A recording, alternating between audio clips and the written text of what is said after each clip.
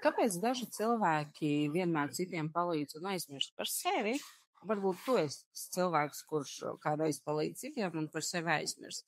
Pirmkārt, tu vari paskatīties savā dzimšanas datumā. Tie visbiežāk būs cilvēki, kur ir dzimuši 9., 18., 27. datumā, arī 4., 13., 22. un 31. datumā. Un starp citu, lai cik dīvaini tas neliktos, bet ļoti bieži arī cilvēki dzimuši 1., 10., 19.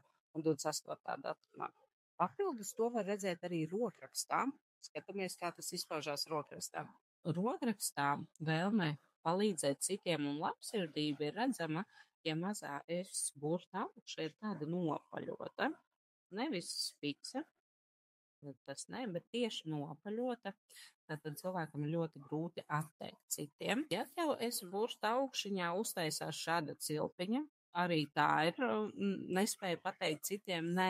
Un arī, ja tu raksti drukāto burtu un tev tā augšējā cilpa noslēdzās, veidojot tādu nubulīti, arī tās ir grūtības pateikt nē. Un vēl, ja tu raksti, ņemsim burtus, asmens, uzrakstīsim šitā, un tev pēdējais burts paliek tāds maziņš, tev ir ļoti grūti palūgt palīdzību sev. Ja tu esi dzimis vai dzimusi kādā no šiem datumiem, vai tavā rokrakstā ir kādas no šīm pazīmēm, atceries padomāt un parūpēties par sevi. Tu nepazaudēsi savu labsirdību, nebaidies, bet parūpējies par sevi, lai tev ir pietiekami spēki palīdzēt citiem, ko tev patīk darīt.